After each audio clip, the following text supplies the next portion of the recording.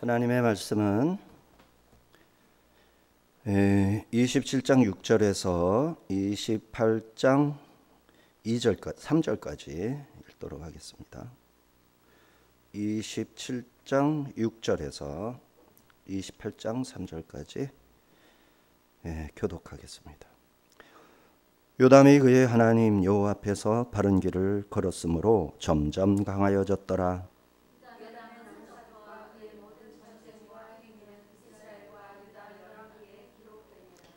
요담이 왕위에 오를 때 나이가 25세요. 예루살렘에서 다스린 지 16년이라.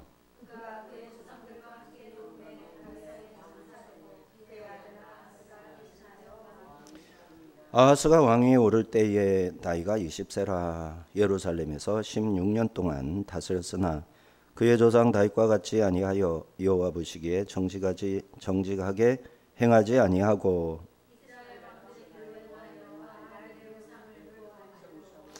또 흰놈의 아들 골짜기에서 분향하고 여호와께서 이스라엘 자손 앞에서 쫓아내신 이방 사람들의 가증한 일을 본받아 그의 자녀들을 불사르고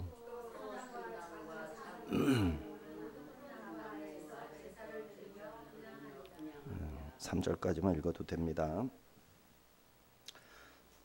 27, 28장 유다 왕국의 요담, 아하스 두 분 왕을 한 번에 우리가 살펴보겠는데 비교하는 거죠. 하나는 하나님 앞에서 겸손히 행하여 견고한 길을 걸었고, 다른 한 왕은 하나님을 떠나 우상을 숭배하고 파멸의 길로 치달았습니다. 첫 번째 한 왕은 요담, 짧지만 긍정적으로 묘사되고, 두 번째 왕 아하스는 이스라엘 왕들, 남유다 왕인데 북왕국 이스라엘의 왕들처럼 행동했다. 데레크가 이스라엘의 길, 왕들의 길입니다. 자, 이 아하스는 바알 우상을 만들고 심지어 자기 아들을 몰렉신에게 산채로 태워서 바치는 인신제사, 이런 짓도 서슴지 않았어요. 자, 이 하나님께서 유다를 아람과 북이스라엘의 침공을 받게 하셔서 엄청난 고통을 겪게 하십니다. 한편으론 5대 선지자를 보내서 이스라엘을 또 꾸짖습니다. 북왕국 이스라엘이 아주 못된 유다를 보라는 거죠. 하나님이 시켜서. 그런데 너무 지나친 거예요. 그래서 꾸짖어서 사로잡혔던 유다 백성들은 돌려보내야 된다 말씀하시는 거죠. 자, 요담은 선한 왕으로 비춰집니다. 4명의 선한 왕 속에는 포함되지 않지만 한 사람 더 이렇게 더 포함시켜라. 5명을 만들어 와라. 그러면 요담이 들어가면 됩니다. 11대 왕입니다. 북왕국 배가 2년, 북왕국 배가가 1년 넘게 이제 왕으로 있을 때 즉위했습니다. 요담, 이 다음에 요게 아니라 여호와는 완전하시다. 여호와는 완전하시다.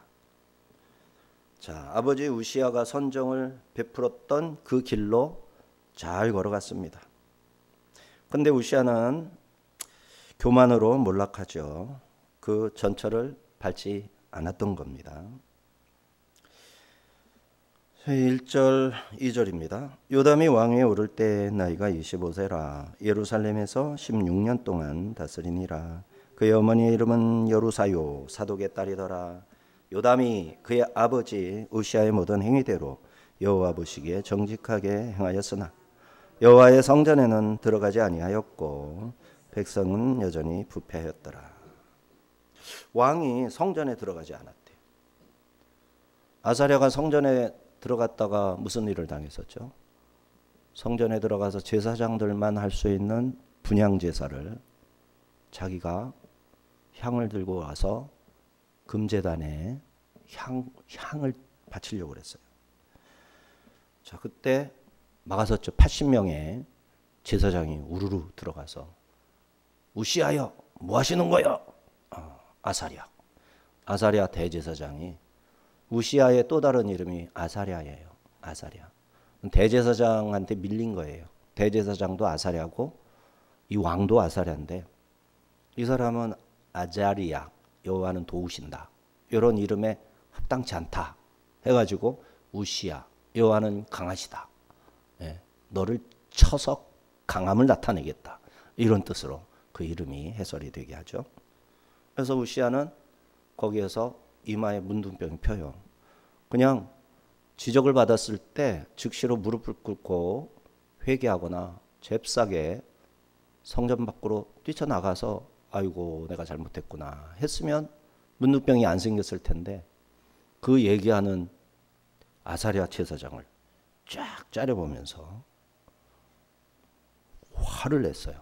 그랬더니 이마에 꽃이 폈어요. 그러더니 멀컹멀컹 우물럭주물럭 해서, 곰보는 완전히 치료된 다음에 생기는 거잖아요.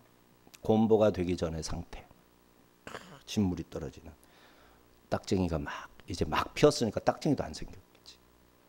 흐물거리고 진물이 확 생기는 그 상태가 돼버렸어요.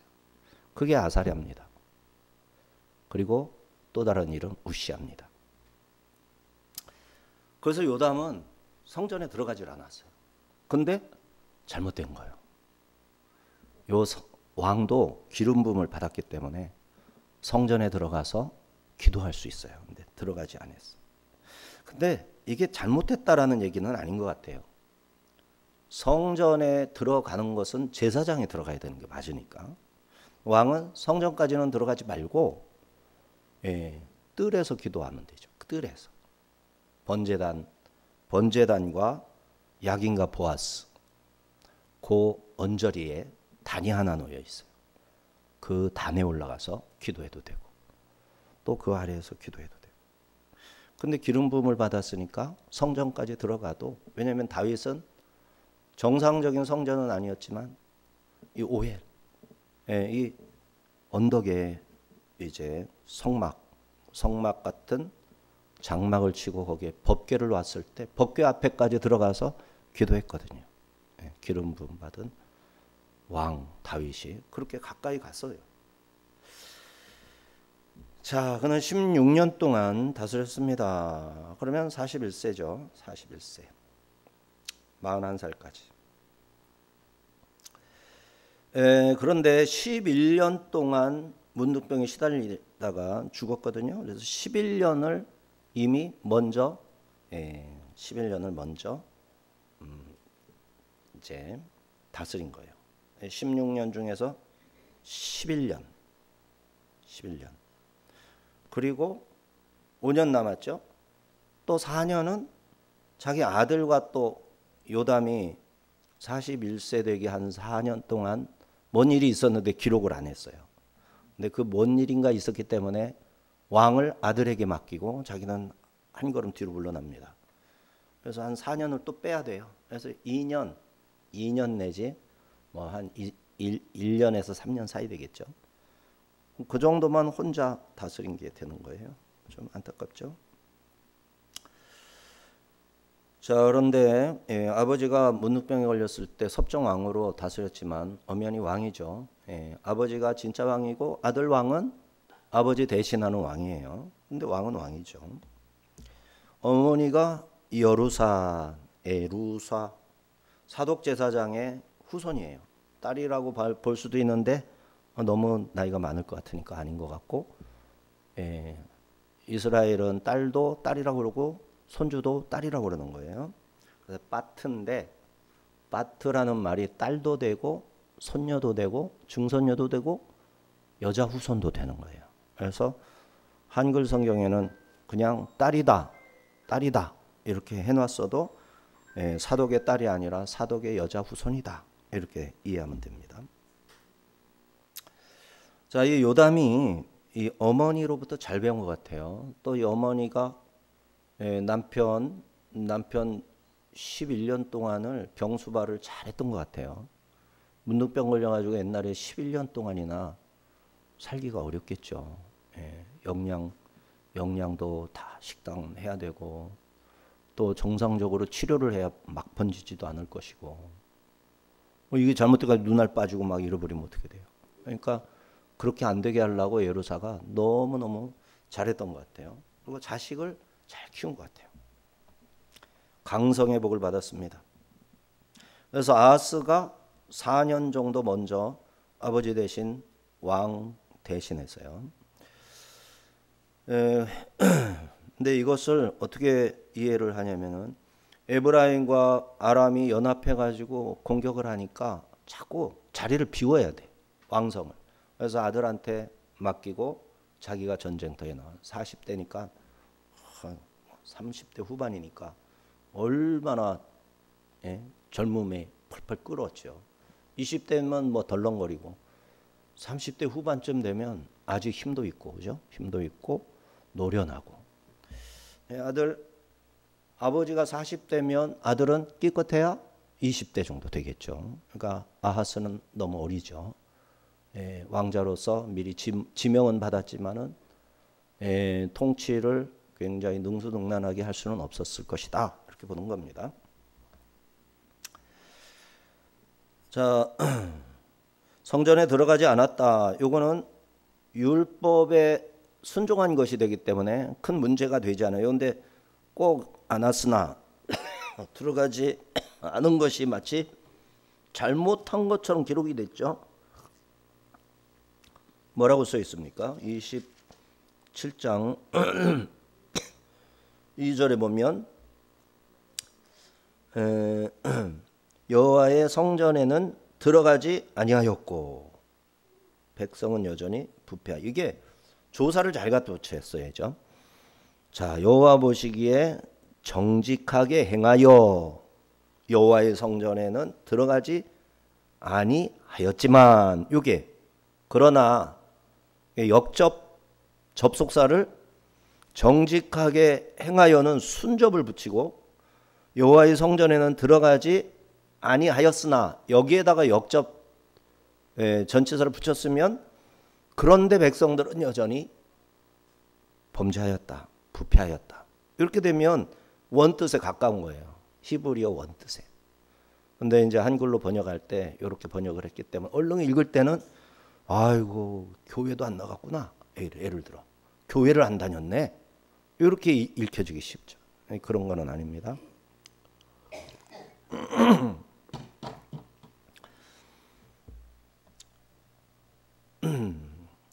3절 9절은 요담 시대의 번영을 잘 기록합니다. 3절 4절을 먼저 보겠습니다. 그가 여호와의 전 윗문을 건축하고 또 오벨 성벽을 많이 증축하고 유다 산중에 성읍들을 건축하며 숲을 가운데에 견고한 진영들과 망대를 건축하고. 이렇게 돼 있다. 여호와의 전 윗문, 북쪽에 있는 문을 말하는 거예요. 윗문, 그죠? 여호와의 전에서 베냐민 문으로 나가야 되고 그 다음에 에브라임 문으로도 나갈 수 있어요. 문이 두 개, 북쪽에. 둘 중에 어떤 문으로 나가려면 성전 내벽, 내성, 외성 이렇게 있죠. 내성에서 외성으로 나가는 거기에 문이 있는데 그걸 윗문 이런 거예요. 오벨성벽은 마문과 연결된 성벽이에요. 마문, 오벨 성벽은 뭐냐? 말하자면 다윗이 장막을 갖다가 쳐서 여호와의 법궤, 언약궤를 보관했던 자리. 그러니까 다윗성이 더 낭떠러지 쪽으로 쭉 더 나왔거든요. 그리고 북쪽으로 올라갈수록 약간 지대가 높아지면서 좌우는 골짜기고 이 골짜기. 그래서 예루살렘도요. 북쪽으로는 통로가 되고 왼쪽 오른쪽 그다음에 아래쪽으로는 다 급경사예요. 급경사. 요새란 말이에요. 예루살렘도. 근데 이 급경사에 손잡이처럼 쭉 나와서 급경사가 되어 있는 여기가 바로 왕성의 왕성. 첫 예루살렘성. 여부수족이 살았던 성. 거기가 왕성이에요. 그리고 아라우나 타작마당. 조금 넓고 평평한 돌 위에 모리아산 이삭을 바쳤던 자리, 조금 더 위에면서 좀 평평한 넓은 큰 돌인 지금의 황금 사원, 황금돔 있죠. 그러니까 예루살렘 성전 있는 자리가 아라우나 타작마당이에요. 자, 그 사이에 있는 성벽입니다. 왕성과 이제 성전산 사이에 약간 골짜기가 이렇게 왕성이 있으면 이렇게 비탈 이렇게 있으면 이렇게 살살 올라가다가 언덕으로 살짝 올라가는데 이 비탈면, 이것도 일종의 골짜기죠. 비탈면이 오펠이에요. 오벨. 그래서 여기에 성벽을 마문 왕이 들어갔다 나왔다 하는, 임금이 들락거린다 해서 말 탄 자가 들락거린다 해서 마문이에요. 이 문에 붙어 있는 쭉 성벽, 남쪽 성벽이죠. 성전의 내성벽이에요. 자, 이거 너무 그림 있으면 쉽겠는데. 5절입니다. 암몬 자손의 왕과 더불어 싸워 그들을 이겼더니 그 해에 암몬 자손이 은 100달란트와 밀 10,000고루와 보리 10,000고루를 바쳤고 제2년과 3년에도 암몬 자손이 그와 같이 바쳤더라. 암몬은 뭐죠? 모압하고 형제 국가죠. 룻의 후손, 룻이 아니라 롯의 후손. 그래서 암몬 자손이, 암몬 나하스도 기억나시죠? 암몬 사람이 다윗 시대부터 솔로몬 시대에 잘 복종을 했단 말이에요. 근데 여로보암이 떨어져 나가면서 나라가 확 약해졌죠. 그때 암몬 모압이 반란을 많이 일으켰단 말이에요. 독립을 했어요.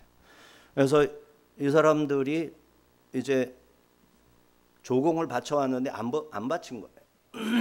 그래서 요담이 국력이 신장을 하고 강화됐으니까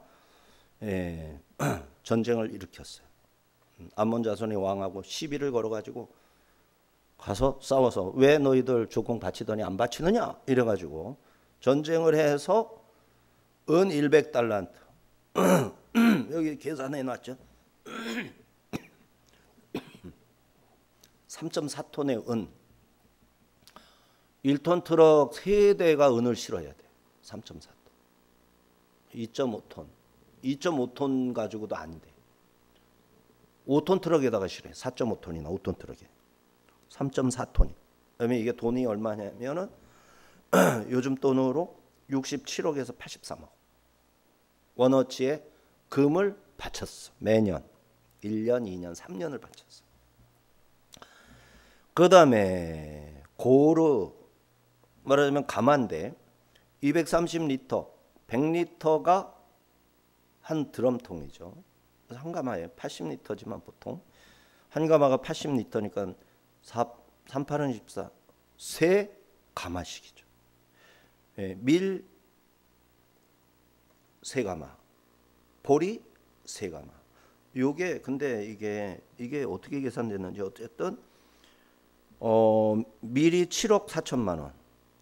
이게 고르가 훨씬 더 큰 것 같아. 230리터가 더 많을 것 같지 않아요? 7억이면 7억 230. 한 가마 80리터. 네 가마 해봐야 돈 얼마 안 되는데, 그죠? 이거는 뭔지 모르겠어요. 어쨌든 요 환율 계산을 하면 합쳐서 14억 2천. 와, 어마어마하죠. 14억 2천. 67억. 70억에다가 14억. 많다 이러면 되죠. 이거 안다고 해서 뭐 어떻게 우리가 뭐 좀 가서 싸게 살 것도 아니고.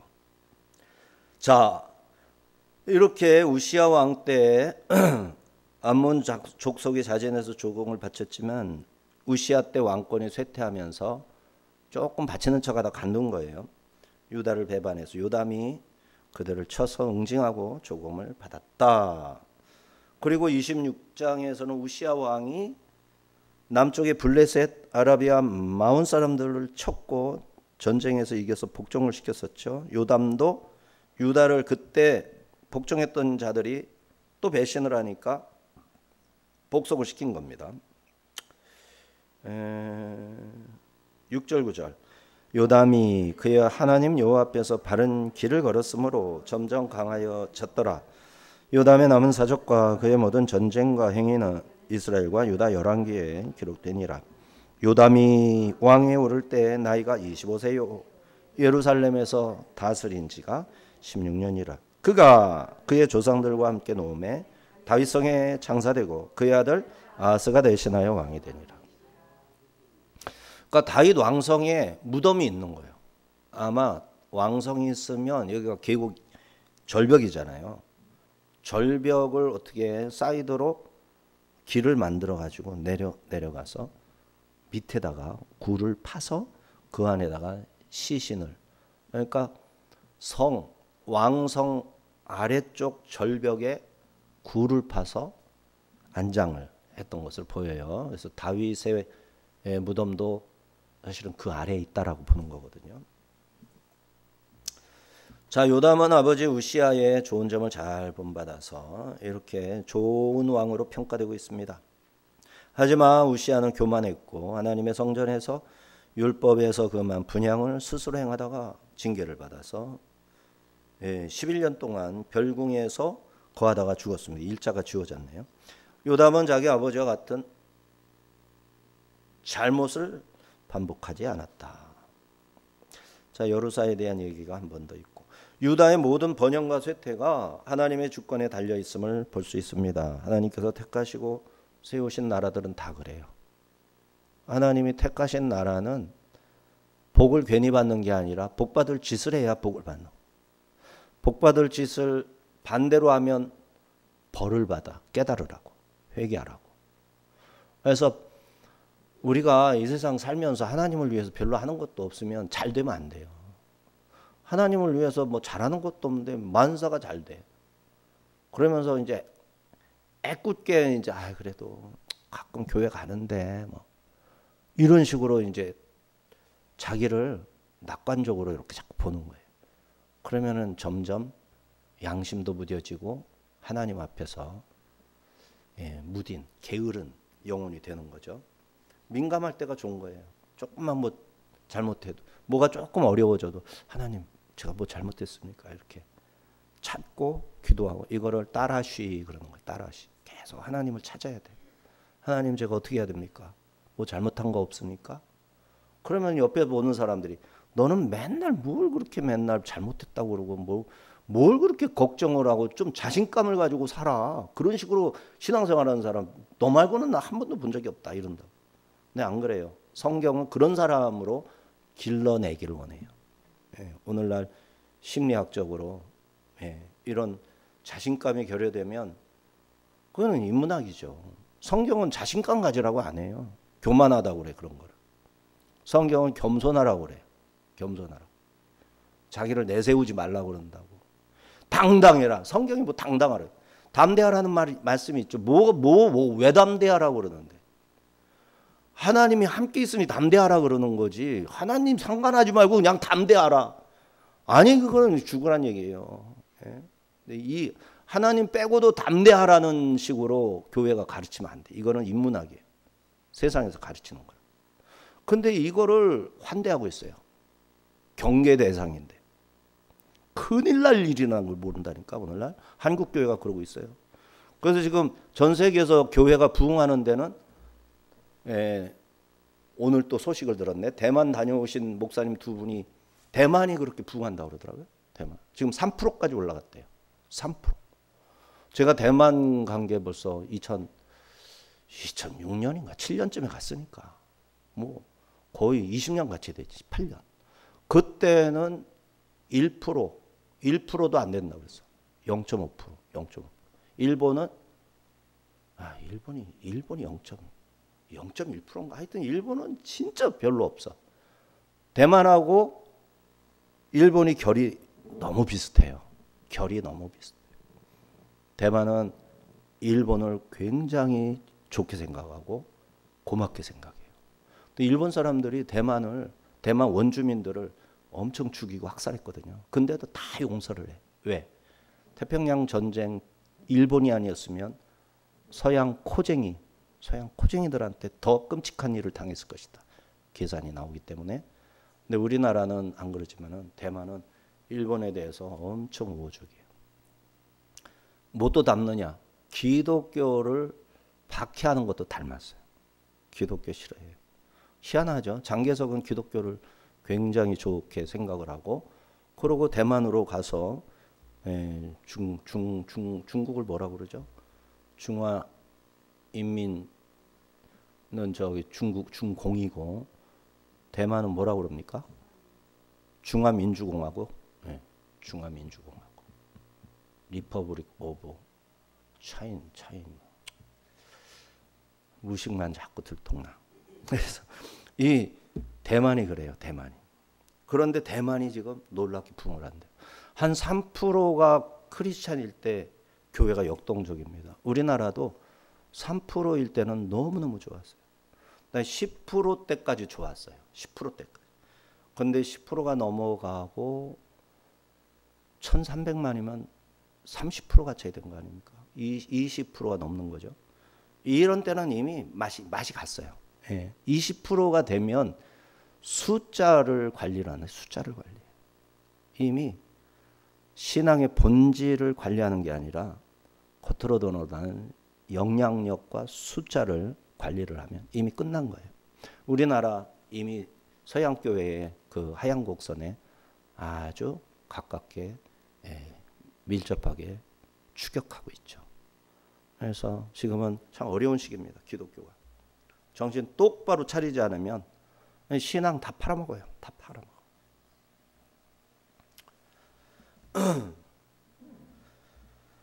자, 미국을 보면 알 수 있죠. 하나님만이 피난처다. 하나님의 뜻대로 순종해야 된다. 이게 인정되지 않는 자들이 미국을 통치할 때, 케네디 하지만 케네디 뭐 이런 사람들이 미국을 통치할 때 미국이 어떻게 되냐고. 막 동성애, 이런 거, 안 좋은 거 가득 차고, 바이든 같은 경우도 그렇죠. 그러나 아주 카터가 우리나라한테는 되게 안 좋았거든요. 군사 뭐 그거라고 해가지고 굉장히 안 좋게. 근데 카터 같은 경우는 믿음이 좋았잖아요. 주일날이면 자기 고향 교회 가서 주일학교 교사를 했어. 나는 대통령 하기 이전에 주일학교 교사다. 하나님께서 교회를 통해서 주신 직분이 더 거룩한 직분이다. 성스러운 직분이다.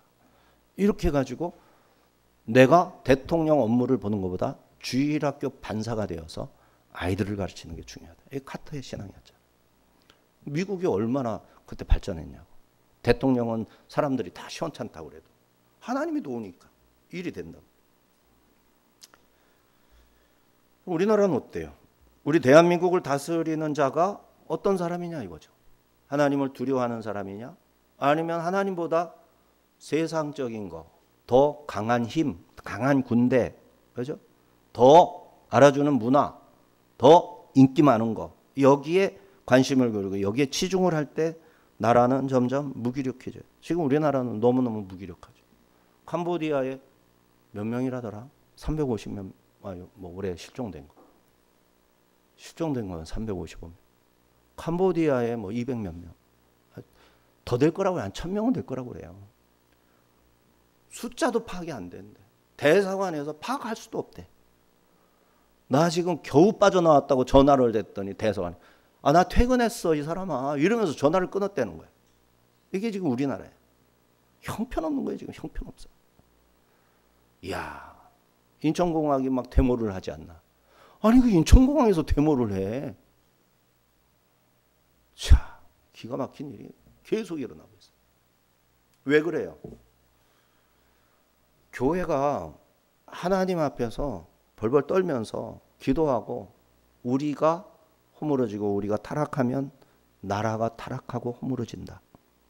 우리가 깨어 있어야 된다. 교회가 깨어 있어야 우리나라가 평안하다.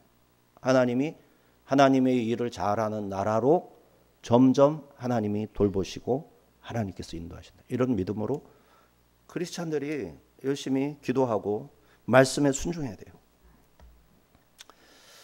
하나님께서는 우리나라를 아시아인과 세계인들을 구원하고 이슬람 종교 다원주의 예. 또 뭐 이런 가정 해체, 이게 뭔 말인지 모르겠다. 이게 막 지워지기도 하니까 이 일에 쓰시려고, 복음을 전해서 영혼을 구원하는 일에 쓰시려고 이 나라를 세웠죠. 그리고 6.25 때 다 초토화된 나라를 오늘같이 번성하게 했죠. 그럼 우리나라가 어떻게 하면 이 엄청난 번영을 다시 불러일으킬까? 어떻게 하면 될 것 같아요? 예, 이걸 아셔야 돼요. 전쟁 나야 돼요. 그리고 중국이든 일본이든 쳐들어와서 나라의 국권을 뺏어뿌려야 돼요. 그런데 굳이 그럴 필요 없는 게 지금 대통령 하는 사람이 그러고 있어요. 국민들이 뽑은 표를 다 도둑질해가지고 지가 대통령이래. 근데 그 일을 누가 도와주느냐? 중국이 도와주는 거예요.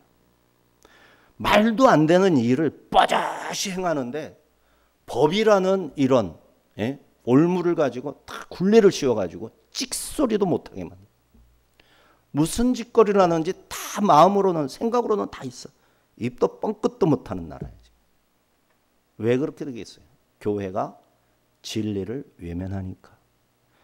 교회의 가치가 정직이 아니니까. 교회가 정직합니까?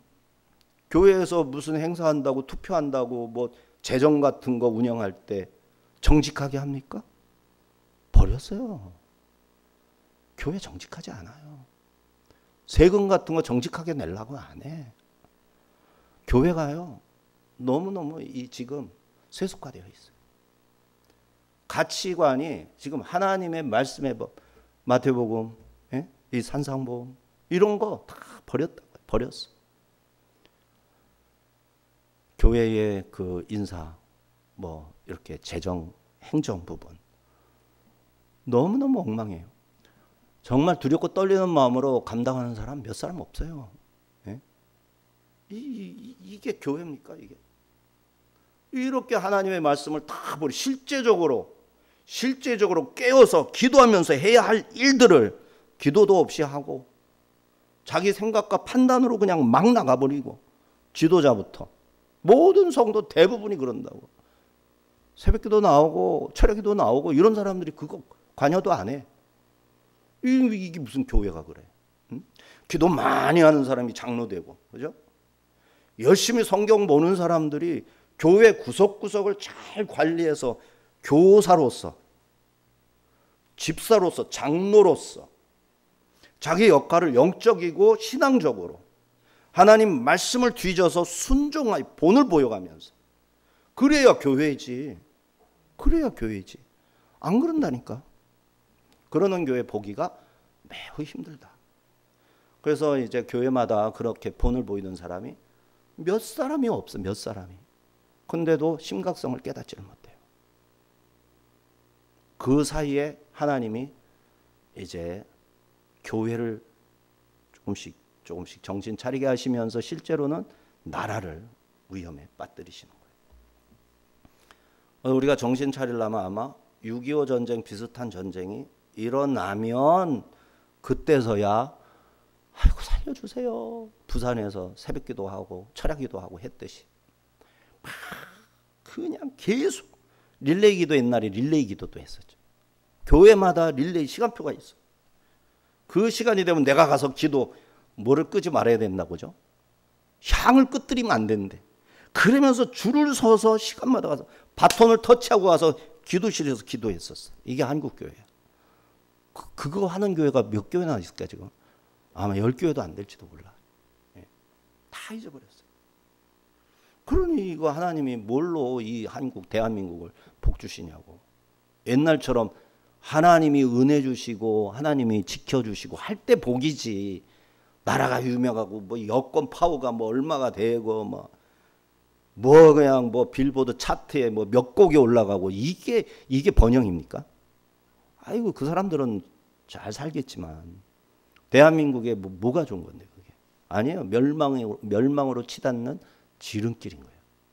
세계 문화를 오히려 타락으로 이끌어가는 선도적인 역할을 대한민국이 하게 되는 거예요. 그 좋은 목소리를 가지고 그 좋은 춤 솜씨를 가지고 온 세상을 타락으로 몰고 가는 역할을 하게 되는 거라고. 왜? 교회가 하나님의 말씀을 붙들고 지키는 일에 소홀히 하고 무관심했기 때문에. 성도들이 그걸 해야 돼. 그래서 성경책을 항상 펴놓고 살아요. 펴놓고 살아요. 핸드폰도 제일 중요한 자리에다가 성경 앱을 딱 깔아놓고, 찬양 앱 만나 아세요? 만나? 아유, 생각이 얼른 안 나네 또. 만나가 있어. 만나 앱을 깔고 거기에 24시간 찬양 나오는 거 있어. 그거 틀고, 그다음에 성경 통독해주는 유튜브 있죠. 여러 개 있어요. 그런 거 깔아놓고 시간 나면 틀어놓는 거. 저기 보면 동그란 거 저런 거 하나 구에다가, 책상에 보면 뭐 하나 있죠. 탁 놓는 거 한번 보여줘 봐봐. 저런 거 거기에다가 핸드폰 딱 걸쳐 봐봐. 한번 해봐봐. 자, 어떻게 하느냐. 예쁜 마음으로 해봅시다. 그렇지. 저렇게 하고 저걸 틀어놓는 거야. 얼마나 좋아. 핸드폰이 집집마다 2개, 3개씩 있죠. 거기다 항상 그거 틀어놔. 그리고 좀 살아야 돼요. 그게 뭔 일인데, 그런다고 뭐가 유익한데? 아니에요. 달라요. 마음이 다른 거예요. 우리의 신앙이라는 게 그런 거예요. 신앙이라는 게. 어떻게 하든지 나를 하나님한테 묶어 놓으려고 하는, 그게 신앙이죠. 28장으로 넘어가야 되겠어요. 28장은 15절까지 우리가 보게 되는데, 1절, 4절까지. 아하스가 왕에 오를 때 나이가 20세라. 예루살렘에서 16년 동안 다스렸으나 그의 조상 다윗과 같이 아니하여 여호와 보시기에 정직하게 행하지 아니하고 이스라엘 왕들의 길로 행하여 바알들의 우상을 부어 만들고 또 인놈의 아들 골짜기에서 분향하고 여호와께서 이스라엘 자손 앞에서 쫓아내신 이방 사람들의 가증한 이 일을 본받아 그의 자녀들을 불사르고 또 산당과 작은 산 위와 모든 푸른 나무 아래에서 제사를 드리며 분향하니라. 이렇게 해서 여호와 보시기에 정직하지 않았고 다윗 같지도 않았고 남유다 왕인데도 북왕국 이스라엘의 왕들의 때레크로 걸어갔어요. 바알 우상, 우상 숭배했고 흰놈의 아들 골짜기에서는 아들을 바쳤어요. 불을 불 위에 이렇게 지나가기만 해도 되는 거지만 이거는 너무 좋게 보는 거고 정말 나쁜 짓을 한 거예요. 마세카, 우상을 부어 만들다. 마세카를 하고 예배 중심으로 삼았어요. 하나님 앞에 예배드리고 하나님을 섬기는 게 신앙생활이고 예배 중심인데 우상을 제작하고 거기에다가 분향까지 했어요. 자, 그리고 불사르다, 바르, 불사르다. 자녀를 바르겠어요. 아달랴가 걸어갔던 길보다 더 악한 길로 걸어갔어요. 아달랴의 아버지는 누굽니까? 아합입니다. 아달랴의 어머니는 누굽니까? 이세벨입니다. 북왕국의 공주였어요. 남유다 여호람한테 시집을 왔어요. 여호사밧, 그 위대한 왕이 자기 아들의 며느리를 북왕국에 가서 받아오면서 북왕국의 우상숭배를 다 가져오게 했어요. 아달랴가 그래서 자기 남편을 타락시켰고 자기 자식을 타락시켰고 자기 손자를 타락시켰고 이렇게 했어요. 근데 여호야다 제사장이 하나 살려냈죠. 그게 요아스 왕이에요. 그래서 요아스 왕 앞에 4사람인가는 아달랴까지 마태복음에 보면 14대 나오는데 그 사람들을 빼서 14대야. 아달랴와 관계 있는 사람들을 빼서 14대야. 그리고 놀랍게도 14라는 숫자를 유대인들이 읽을 때는 다윗 이렇게 읽는 거야. 그래서 다윗이요. 아브라함에서 아담에서 노아까지 다윗이요. 노아에서 아브라함까지 다윗이요. 또 아브라함에서 다윗까지인가가 다윗이요. 이렇게 다윗 하는 거예요. 수룹바벨도 들어가죠. 그리고 예수님 나오잖아요. 그래서 몇 명씩 뺐어요. 앞에서 이 요아서 위에 3명인가 4명 빼고 저 뒤에 2명인가 이렇게 빼고 그래서 14명 42대. 역대기 저자는 아수르에 의해 끌려가 죽게 된 이유를 분명하게 밝히는데요. 5절입니다. 그러므로 그의 하나님 여호와께서 그를 아람 왕의 손에 넘기심에 그들이 쳐서 심히 많은 무리를 사로잡아 다메섹으로 갔으며 또 이스라엘 왕의 손에 넘기심에 그가 져서 크게 살육하였으니. 이때는 다메섹이 아직 아람이 독립국가인데 바로 살만에셀이 아람을 점령하고 아수르로 복속을 시켜요. 그리고 드디어 북왕국을 722년, 지금은 740년대 한 20년 남았어요. 북왕국이 멸망. 아수르에 의해서 멸망. 그래서 아수르가 이미 흥기해서 자꾸 찍적거리고 있어요. 아수르가. 이렇게 유다도 위태롭고 북왕국은 코앞에 이르렀어요. 6절 7절. 이는 그의 조상들의 하나님 여호와를 버렸음이라. 르말리아의 아들 베가가 유다에서 하루 동안에 용사 12만 명을 죽였으며 이브라임 용사 시그리는 왕의 아들 마세야와 국내 대신 아스리감과 총리 대신 엘가나를 죽였더라. 자, 이 베가가 누굽니까? 르말리아의 아들 베가. 6절에서 북왕국 임금이에요. 이것도 임금 베가. 반역을 일으켜서 왕된 사람. 그런데 누구를 12만 명 죽였습니까? 어디에서 죽였습니까? 유다. 북왕국 왕이 남유다를 쳐들어가서 남유다 백성을 죽였어. 그러면 뭡니까 이게? 남한하고 북한입니까? 그때도 뭐 사회주의와 뭐 민주주의가 싸웠나? 그런 것도 아니야. 왕이 둘 되니까 이왕 저왕 하면서 싸워서 이왕 밑에 사람들이 12만 명이나 가서 죽였어. 그리고 에브라임의 용사 시그리라는 용사는 세상에 누구의 아들? 아하스의 왕자, 아하스의 왕자 사촌일 수도 있어요. 마세야, 국내 대신 아스리감, 총리 대신 엘가나, 3명의 최고 정치 지도자들을 죽여버렸어. 시글이라는 용사가. 북왕국에 사마리아의 신하가 남유다 핵심적인 세 신하를 죽여버렸어요. 이야, 이런 일이 생겨요. 왜? 아하스가 우상숭배하고 특별히 자녀를 불살라서 몰렉에게 바치니까. 우리가 하나님을 신앙하는 마음을 자꾸 늦추고 마음에 다른 것을 품고 이러면 이런 일이 생기면 그래도 하나님의 백성인 거예요. 아무 일도 일어나지 않아.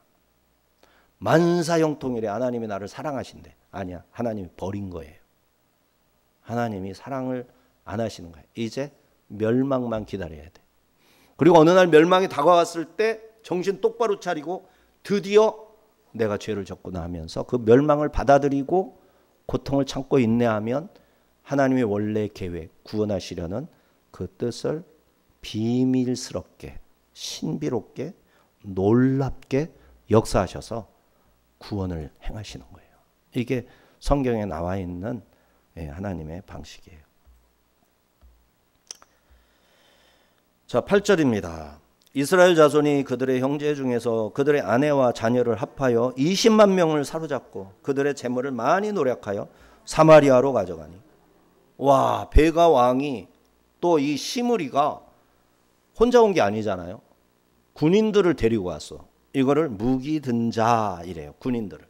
무기 든 자들을 데리고 와서 남유다의 병사들 뿐만 아니라 병사의 아내와 자녀, 남녀노소에서 몇 명?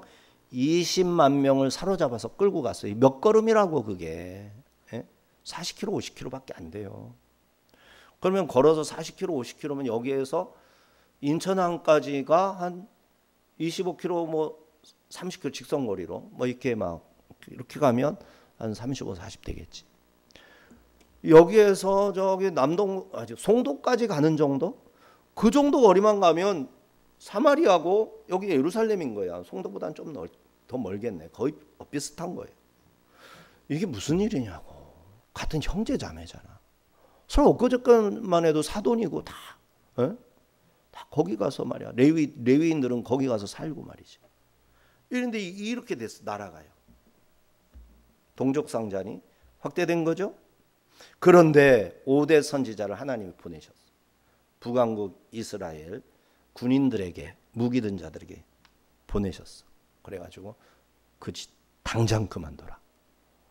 들으면 하나님께서 불쌍히 여기시고 긍휼히 여기시는 거예요. 그런데 5대 선지자의 말을 안 들으면 북왕국은 절단나는 거죠. 이때는 다행히 들었어. 그러나 머자나 계속 불신앙, 불순종을 계속했기 때문에 722년, 약 20여 년 있다가 완전히 멸망하는 거예요. 아수르에 의해서. 다 사로잡혀가는 거예요. 자기 형제 남유다 백성을 20만 명이나 12만 명이나 합치면 32만 명의 군인과 민간인들 32만 명을 죽이고 포로로 잡아서 끌고 가니까 북이스라엘 모든 거의 100만이 넘는 거죠. 남녀노소 다 하면 거의 200만 명 정도 되는 사람들이 뿔뿔이 흩어져 가지고 전부 다 외국으로 끌려가서 디아스포라로 살아가는 거예요. 이 사람들은 자기네 종족도 다 잊어버려요. 대부분이 잊어버려요. 그래서 현재 이스라엘에 가면 자기가 무슨 지파다 무슨 지파다 말할 수 있는 사람이 몇 사람 안 돼요. 희망지파.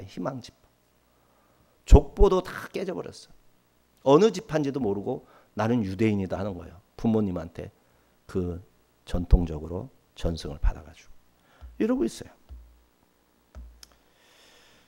자, 9절에서 11절까지 보겠습니다. 그곳에 여호와의 선지자가 있는데 이름은 오뎃이라. 그가 사마리아로 돌아오는 군대를 영접하고 그들에게 이르되 너희 조상의 하나님 여호와께서 유다에게 진노하셨으므로 너희 손에 넘기셨거늘 너희가 노기가 충천하여 살육하고 이제 너희가 또 유다와 예루살렘 백성들을 압제하여 노예로 삼고자 생각하는도다. 그러나 너희는 너희 하나님 여호와께 범죄함이 없느냐? 그런즉 너희는 내 말을 듣고 너희 형제들 중에서 사로잡아 온 포로를 놓아 돌아가게 하라. 여호와의 진노가 너희에게 임박하였느니라 한지라. 빨리 풀어줘라 한 거죠. 네, 설교도 했죠. 12, 13절 에브라임 자손의 우두머리 몇 사람 곧 요하난의 아들 아사랴 무실레못의 아들 베랴가 살롬의 아들 여이스기야 하들레의 아들 아마사 네 사람 한번 일어나서 전장에서 돌아오는 자들을 막으며 그들에게 이르되 너희는 이 포로를 이리로 끌어들이지 못하리라. 너희가 행하는 일이 우리를 여호와께 허물이 있게 함이니 우리의 죄와 허물을 더하게 함이로다. 우리의 허물이 이미 커서 진노하심이 이스라엘에게 임박하였느니라 하매. 자, 오뎃의 지적을 들은 네 사람이 분연히 일어나서 아사랴, 베랴가, 여히스기야, 아마사 이 용사들이 군인들을 막아섰어요. 그러면서 이 포로들을 이리로 끌어들이지 못하리라. 우리에게는 이미 하나님의 진노가 임박했는데 너희가 우리로 하여금 죄와 허물을 더하게 하는구나. 이렇게 말을 하면서 이제 그 포로들을 다 풀어주게 하는 거예요. 내 우두머리가 듣는 귀가 있었죠. 진노의 말씀을 듣자마자 내가 무엇을 해야 되겠다 깨달은 거예요. 하나님의 말씀을 우리가 듣자마자 행하는 자가 돼야 돼요. 행하는 자. 나라를 위해서 당장 기도를 시작하셔야 돼요. 민족을 위해서 기도를 시작해야 돼요. 그리고 만나는 사람마다 교회가 얼마나 위태로운지 하나님 편에서 분명히 말할 수 있어야 돼요. 회개해야 된다고. 한국교회 이러면 큰일 난다고. 이런 말들을 하셔야 돼요. 이건 뭐 나는 목사도 아닌데 끝난 거예요. 그러면 이 나라 끝난 거예요. 그 가정은 끝난 거야 이미. 안 돼요. 그러면 하나님 편에 서서 하나님의 마음을 자꾸 말해야 돼요. 그러면 조금씩 사람들이 변할 거 아니에요. 교회가 조금씩 변해가는 거 아니에요. 한 번에 확 변하는 일은 없어요. 누군가가 들은 말씀을 가지고 쪼물락 하는 것처럼 한마디를 하는 거라고. 그러면서 어느새 들불이 퍼져나가듯이 나라가 다시 회복될 수 있는 거라고요. 그러면은 문제 없는 거지. 그러나 불순종을 거듭하다가 일이 심각해지면 진짜 전쟁 나는 거예요. 진짜 전쟁. 예? 전쟁 나봐요. 중국에서 막 날려보내요. 날려보냈다고 생각해 보세요. 인천공항 파괴시켜버리고 막 계양구 파괴시켜버리고 막 이런다고 생각을 해봐. 어떻게 해야겠어 우리가.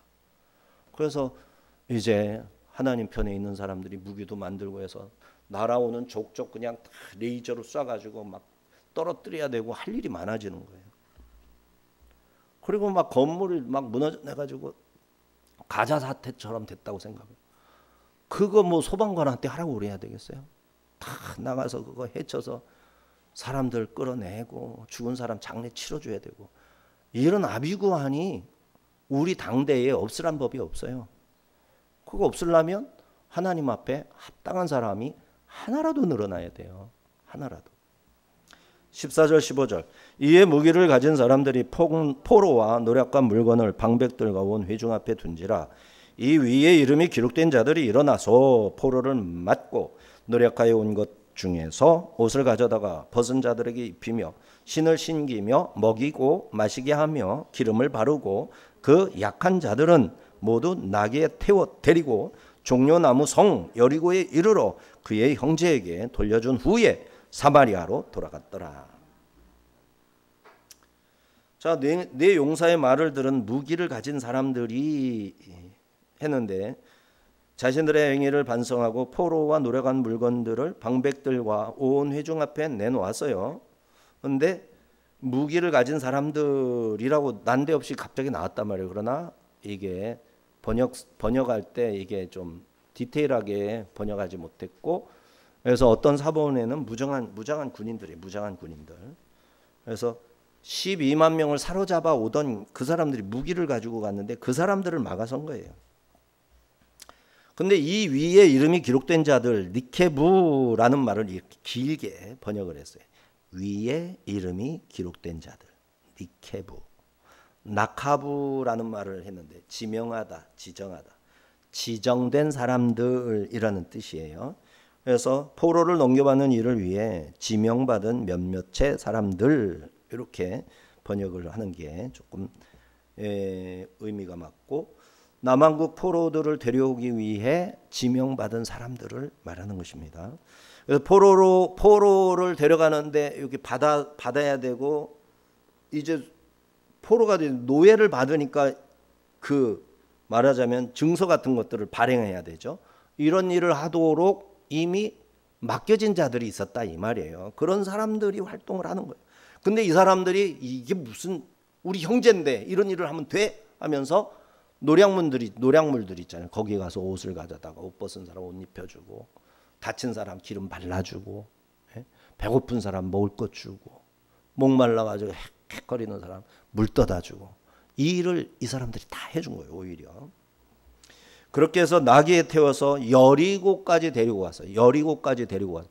얼마나, 그러니까 이 예루살렘을 관통해 가지고 북쪽으로 갈 수 없으니까 이 유다의 성읍들을 노략해 가지고 여리고 밑으로 해서 이렇게 돌아서 내려가는데, 다시 가다가 여리고로 빠꾸 돌아가서 풀어주고 사마리아로 돌아갔다.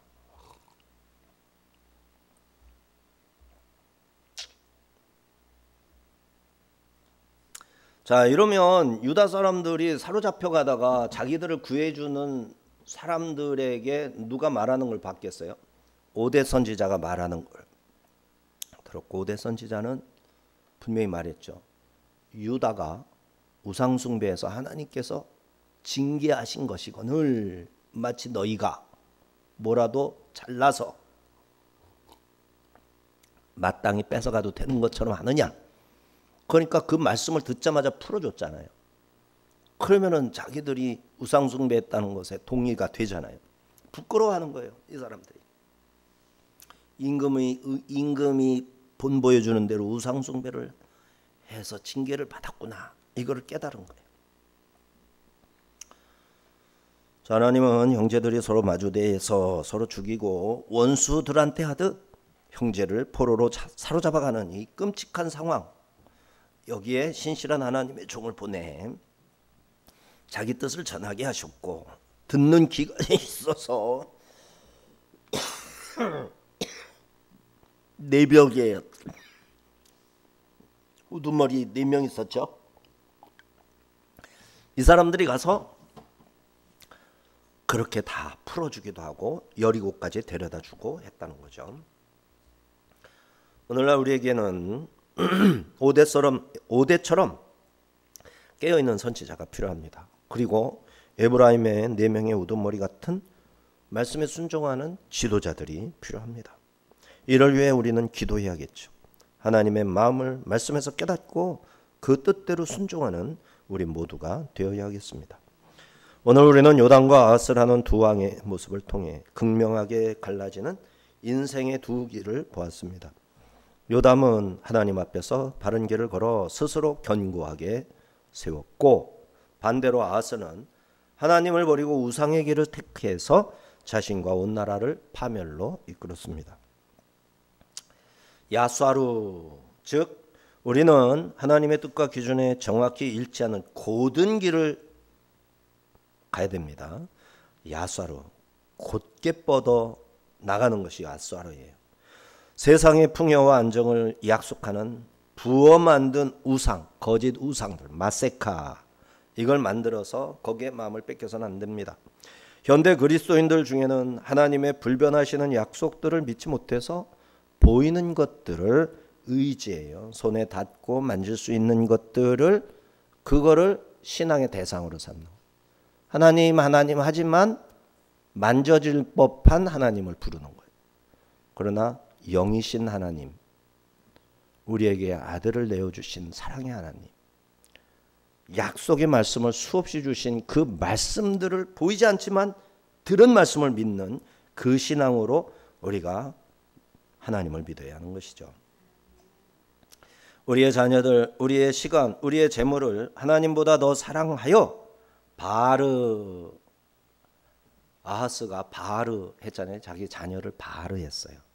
자녀보다 뭘 더 사랑해요? 우상, 몰렉신을 더 사랑한 거고, 그만큼은 아니지만 자녀도 사랑했겠죠. 우리는 그 모든 것보다도 누구를 사랑해야 됩니까?